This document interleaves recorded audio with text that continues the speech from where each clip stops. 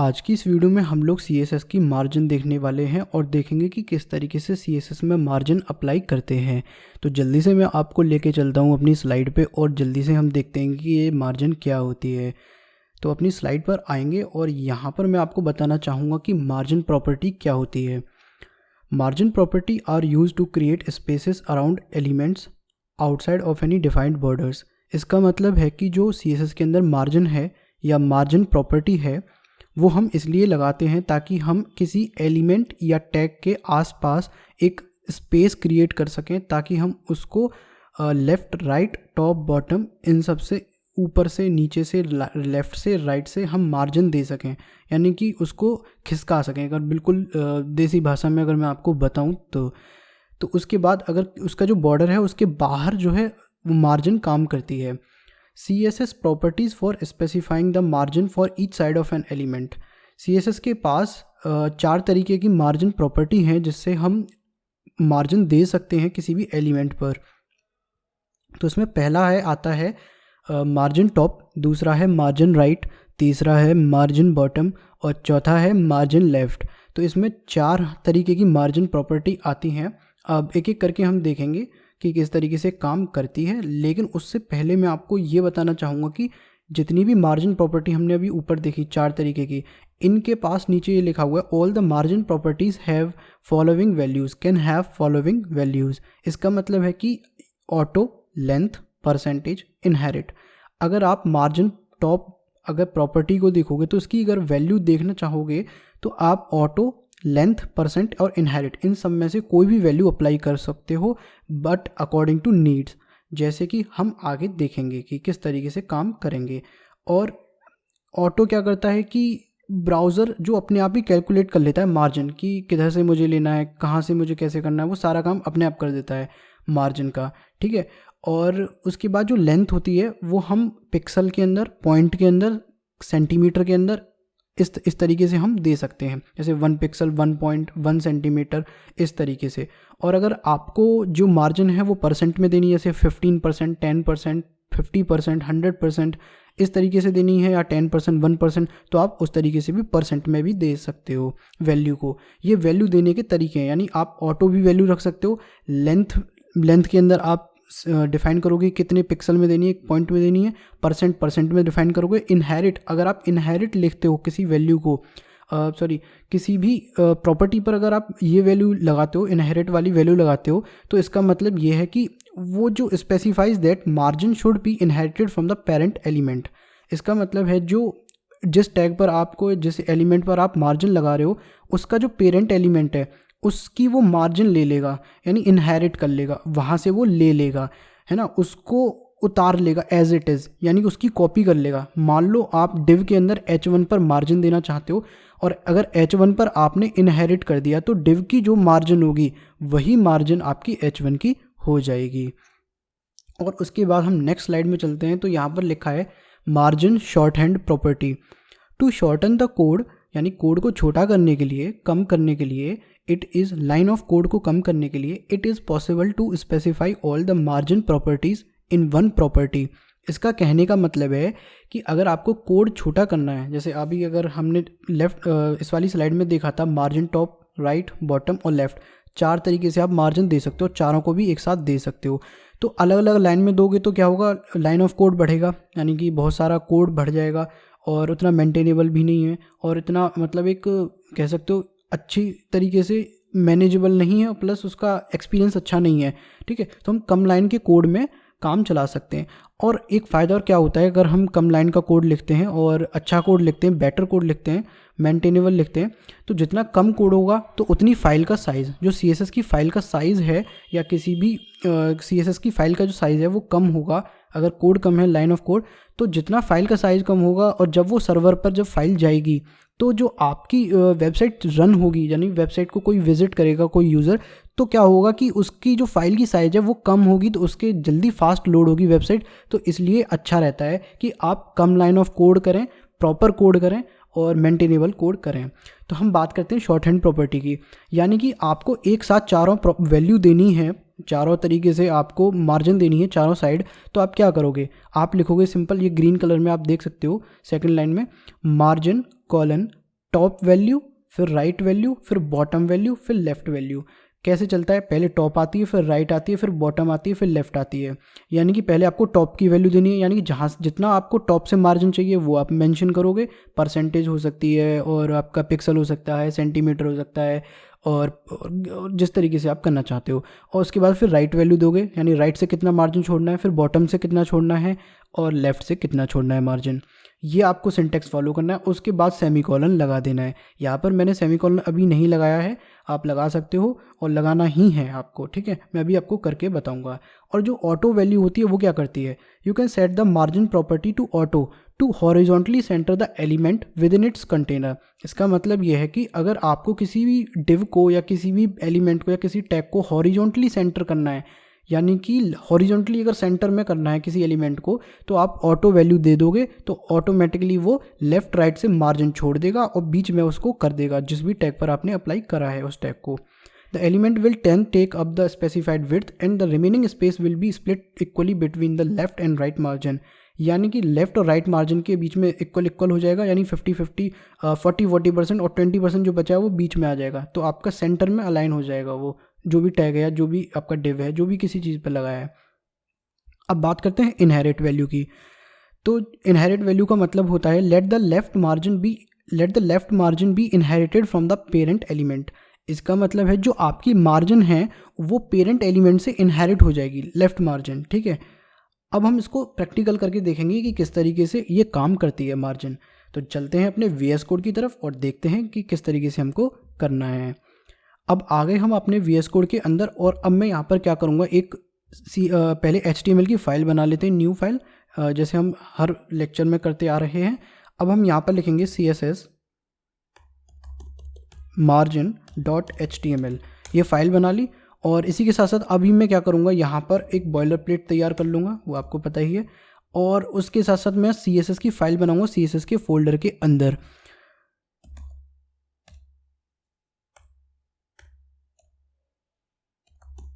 CSS margin.css, ठीक है। मैंने CSS margin.css नाम से CSS फाइल बना ली।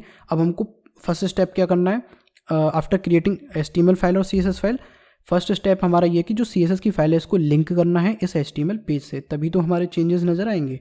तो हमको यहाँ पर लिंक लिखना है और अपने आप आ जाएगा, और अगर नहीं आता तो आप इसको टाइप करके लिख सकते हो। अब हमको यहाँ पर CSS का फोल्डर देना है और CSS margin.css, इस तरीके से हमने CSS को लिंक कर लिया। अब मैं आपको दिखाना चाहता हूँ कि मार्जिन की जितनी भी प्रॉपर्टीज़ हैं वो आप किस तरीके से अप्लाई कर सकते हो। लेट्स से मेरे पास एक डिव है जिसको मैंने क्लास दे रखी है। मान लो डिव को मैंने एक क्लास दे दी है div1, ठीक है। उसी के साथ साथ मैं यहाँ पर लिखता हूँ h1, ठीक है। एक h1 मैंने लिखा,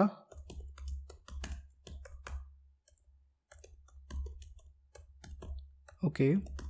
मैंने एक हेडिंग ले ली और एक div1 ले लिया, यानी डिव के अंदर मेरे पास एक डिवीज़न है, ठीक है, एक सेक्शन है, उसके अंदर मेरे पास एक h1 का टैग है।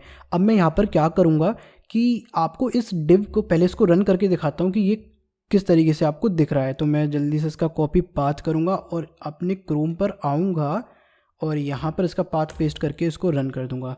तो आपके सामने ये है, अब रन हो चुका है।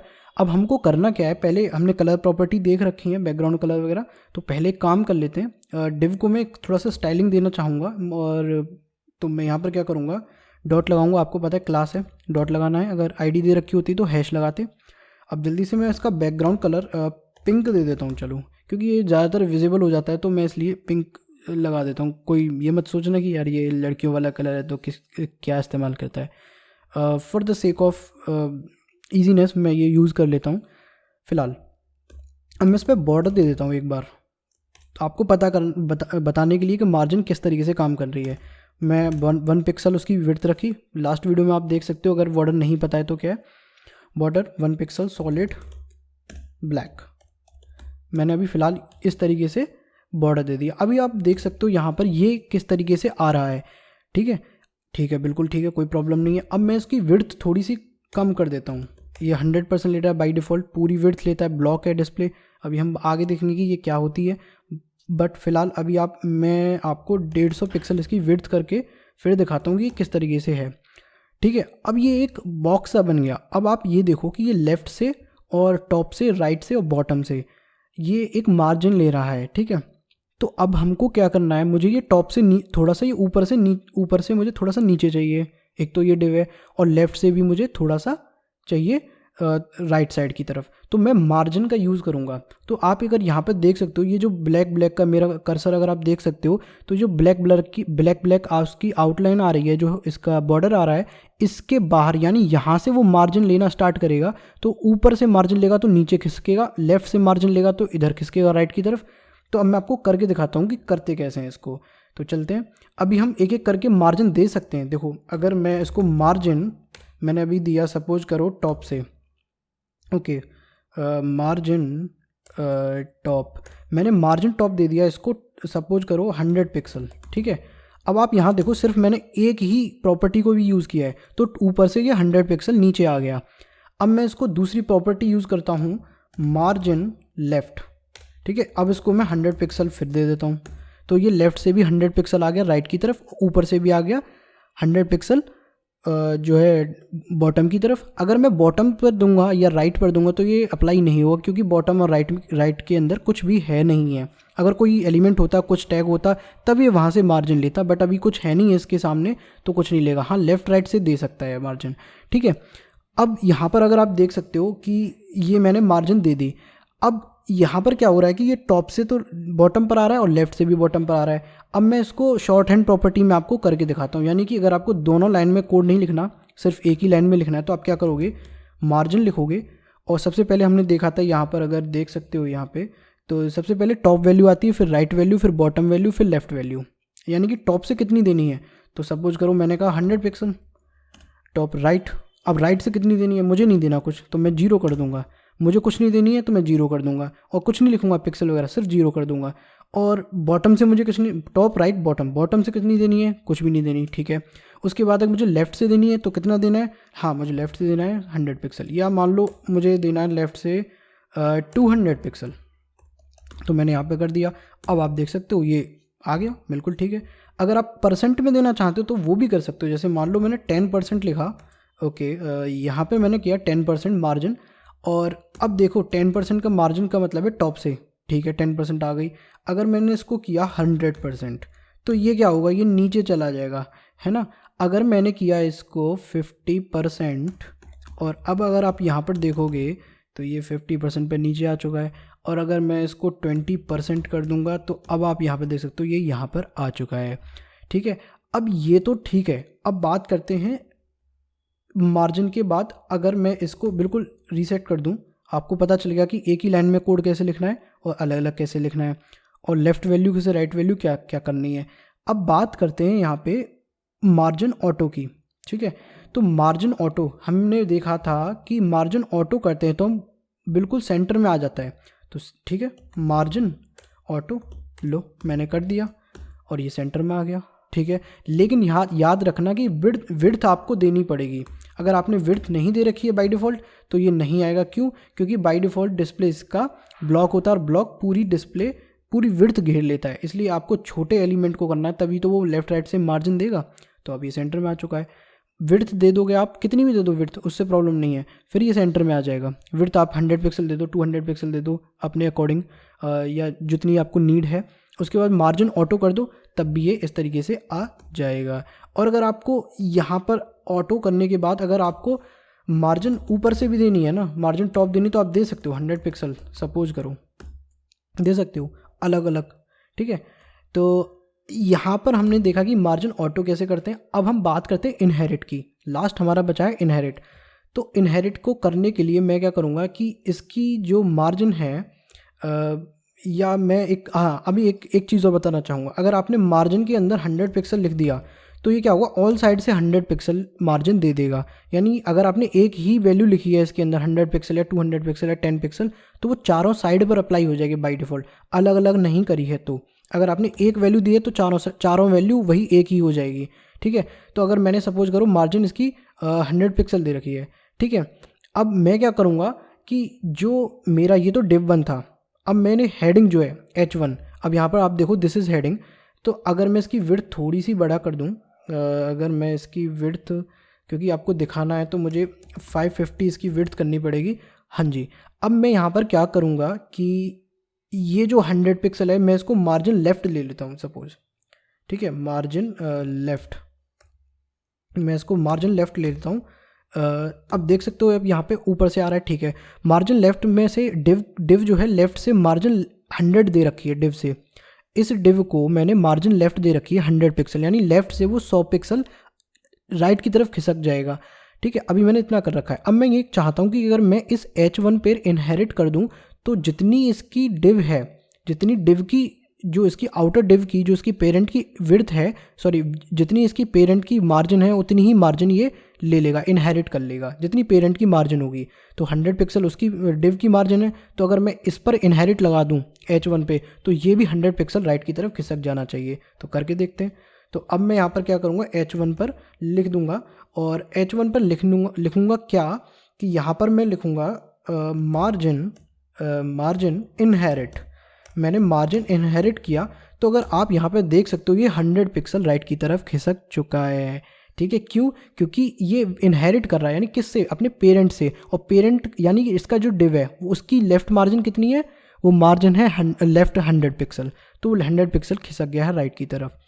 तो आपको ये सारी चीज़ें समझ में आ गई होंगी, हमने ये सारी चीज़ें देखी। और हाँ, एक चीज़ अगर आपको बताना चाहूँगा, लेफ़्ट वाली स्लाइड के अंदर यहाँ पे जो आप मार्जिन देते हो अगर उसमें नेगेटिव वैल्यू भी देते हो तो ये अलाउड है, यानी कि नेगेटिव वैल्यू भी दे सकते हो। इसको मैं करके दिखा देता हूँ। सपोज करो यहाँ पर मैं करके दिखाता हूँ। इस H1 को पहले हटा देता हूँ, नॉर्मल कर लेते हैं। और अब यहाँ पर देख सकते हो अगर मैंने यहाँ पे मार्जिन लेफ़्ट 100 दे रखा है, अगर मैं -100 पिक्सल दे दूँ तो ये लेफ़्ट के अंदर खिसक जाएगा। अब वो आधा विजिबल होगा, 100 पिक्सल कट जाएगा, ठीक है। तो आप लेफ़्ट के अंदर भी दे सकते हो। ये आगे हम और किसी भी एडवांस CSS में देखेंगे कि किस तरीके से इसका यूज़ करते हैं, ठीक है, माइनस वैल्यूज़ का। तो अगर अब आपको ये चीज़ समझ में आ गई है तो मुझे लगता है कि यहाँ तक आपको जितना भी बताया वो इनफ है, काफ़ी है। और धीरे धीरे हम जैसे बढ़ेंगे और हम सीखते जाएंगे।